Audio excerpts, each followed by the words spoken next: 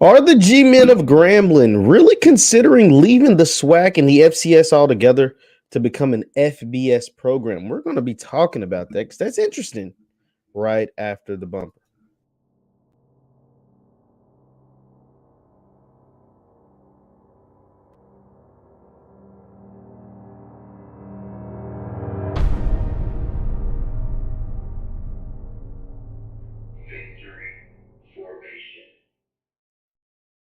What is up, everybody? What is up, everybody? My name is JeffLightsyJr here with the Black Boss Channel and Victory Formation. Thank you guys for tuning in.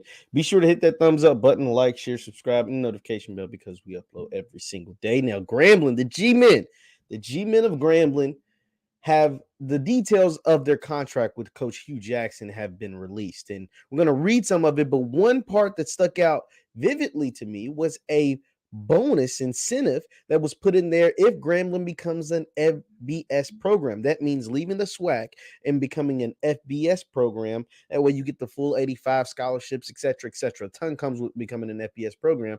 But that stood out. And we're going to read some from an article posted by hbcusports.com. This comes from hbcusports.com. So let's read it. It says, contract details. Hugh Jackson of Grambling State agreed to a 4-year, $1.6 million deal. The contract, pending approval by the ULS Board of Supervisors, will pay Jackson a base salary of $400,000 per year plus incentives. It said Hugh Jackson got a $1.6 million contract.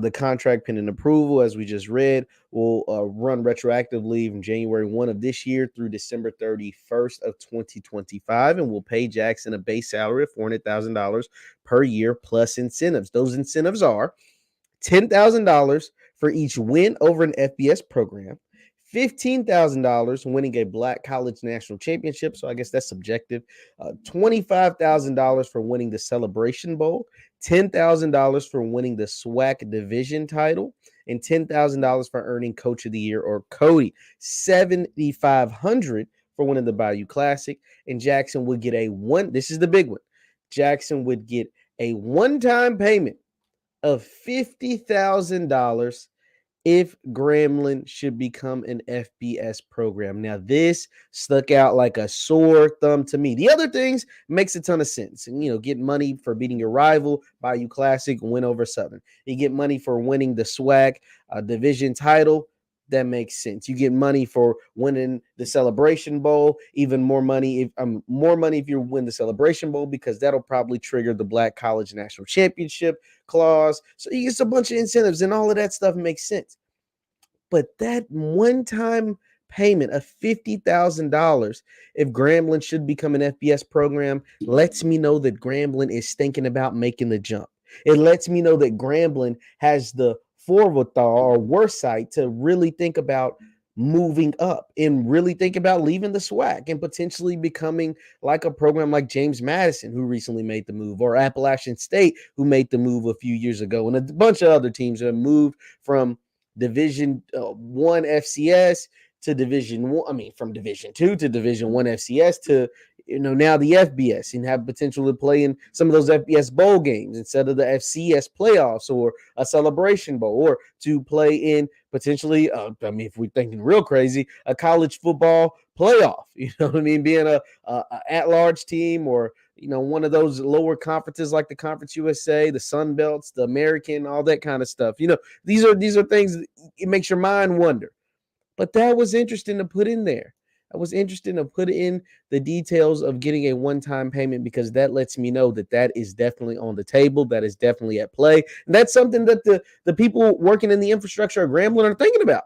Like, you wouldn't put that language in a contract if you aren't considering the move. If you don't think that is something that's a possibility. It's just not something you put in. You don't put stuff in contracts just for fun, or put stuff in contract just because it's cool. But let's continue reading some more of his contract. Hugh Jackson, that is $1.6 million over a 4-year span. This is additionally, Grambling will pay Jackson 25% of the funds from new revenue generating initiatives, promotions, opportunities, or sponsorships, resulting in a university contract that did not previously exist. So this is also big, because this lets me know that Hugh and his staff are working. So they're saying they're basically going to pay 25% of Hugh's contract from things that weren't even the infrastructure that wasn't even at Grambling ahead of time. Like, so that lets me know they are doing a ton of revenue generating things that are taking place. With Hugh Jackson, the hire of a big time head coach comes resources that weren't previously available. We've seen that take place at Jackson State. We've seen that take place at Tennessee State University since Eddie George has been hired. Jackson State since Coach Prime Deion Sanders has been hired. And now we're seeing that take place at Grambling. And this is only going to progress your football program in your athletics department, i.e. then your university moving forward. So that's big as well. Jackson, who was announced as GSU's head coach on December 10th, will become one of the highest paid coaches in the FCS level if his contract is approved.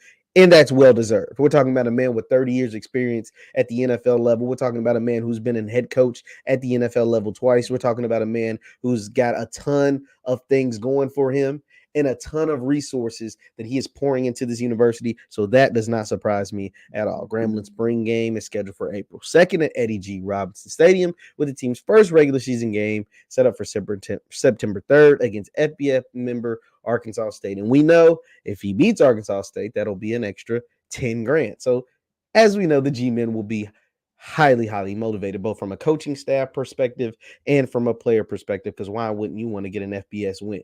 So though, like that FBS, that move to the FBS is something that stuck out to me.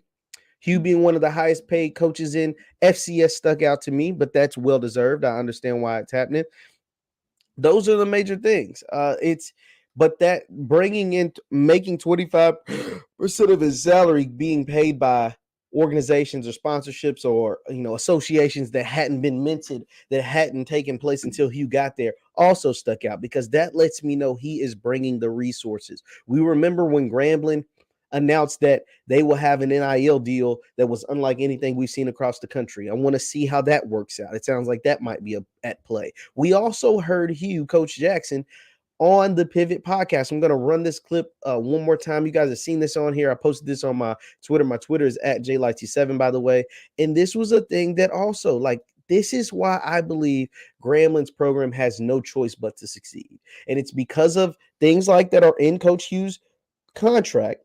It lets me know he plans on getting paid through some of these new sponsorships, and he plans on doing some great things at Grambling, and I just really can't wait to see it happening. We see it happening already on the recruiting space, but also we have to see the product on the field. We have to see success on the field. But let's listen to Coach Hugh, and I tweeted this out back on February 2nd. I said, Gram fam, this is why you all are going to be great under head coach Hugh Jackson. He wants to win, and he wants to win bad. I can't wait to see the season. I can't wait for the season. And this 34-second clip will give you an insight to the mindset that Coach Hugh is bringing to Grambling and how he sees your organization, how he sees your program. Let's take a listen. Let me make sure it's big on the screen.